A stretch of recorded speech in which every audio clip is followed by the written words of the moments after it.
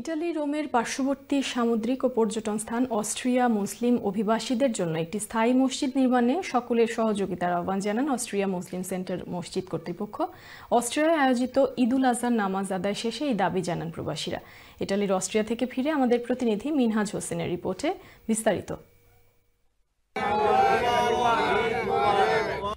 রাজধানী রোমের পার্শ্ববর্তী ও সামুদ্রিক ও পর্যটন এলাকা অস্ট্রিয়ায় প্রায় ৩,০০০ মুসলিম অভিবাসীর বসবাস। পবিত্র ঈদুল আজহা উপলক্ষে যথাযোগ্য মর্যাদায় পর্যটন কেন্দ্রস্থ খোলা মাঠে অস্ট্রিয়া মুসলিম সেন্টার মসজিদের আয়োজনে প্রবাসী বাংলাদেশি সহ বিভিন্ন দেশের নাগরিকরা ঈদের নামাজ আদায় করেন।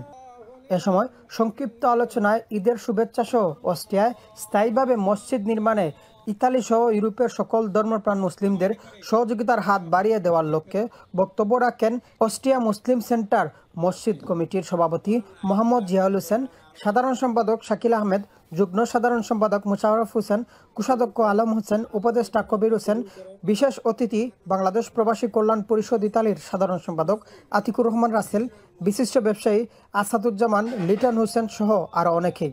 কোরবানি যেন শুধুমাত্র পশু কোরবানির মধ্যে সীমাবদ্ধ না থেকে মানুষের মধ্যে যে পশুত্ব বিচরণ করে সেইটাও যেন সাথে সাথে কোরবানি হয় এবং আমরা যেন সবাই একে অন্যে মিলেমিশে একাকার হয়ে মুমিন বাই বাই হয়ে যেন আমাদের জীবনটাকে পার করতে পারি। একটা কথা বলতেই হয় যে গাজাবাসীদের জন্য তারা যে অসহায় অবস্থায় আছে এবং আমরা আশা করি ইনশাল্লাহ তারা একটা স্বাধীন ফিলিস্তিনি রাষ্ট্র পাবে এবং সেই বিষয়ে আমরা সবসময় গাজাবাসীদের সাপোর্টে আছি। সকালে রঙিন পায়জামা পাঞ্জাবি পরে ঈদগাহ ময়দানের দিকে ছুটে চলার মধ্য দিয়েই বাংলাদেশিদের ঈদ আনন্দ শুরু। ঈদের জামাতের পর চলে কুলাকুলি ও কুশল বিনিময়, তবে উৎসবের হাসির ফাঁকে লুকিয়ে থাকে দীর্ঘশ্বাস।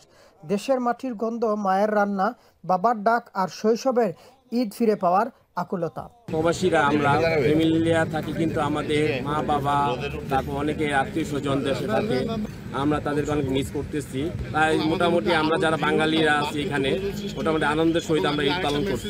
নামাজ আদায় শেষে প্রবাসীদের উৎসবের উচ্ছ্বাস দেখা যায়। কেউ কর্মব্যস্ত জীবনের ফাঁকে খুঁজে নিয়েছেন একটু আনন্দ, কেউ বা পরিবার পরিজনের অভাব ভুলে জড়ো হয়েছেন প্রিয়জনের সঙ্গে। এ সময় সম্প্রীতির বার্তা সবার মাঝে ছড়িয়ে দিতে আহ্বান করেন বাংলাদেশ প্রবাসী কল্যাণ পরিষদ ইতালির সাধারণ সম্পাদক আতিকুর রহমান রাসেল। এই কুরবানির মাধ্যমে আমাদের ভ্রাতৃত্ববোধ ও বন্ধন দৃঢ়তা আরো বেশি বাড়াবে। নামাজ শেষে বিশ্ব মুসলিম উম্মার শান্তি, সমৃদ্ধি ও মঙ্গল কামনায় বিশেষ দোয়া মোনাজাত করেন হাফেজ মাওলানা আজহার হোসেন।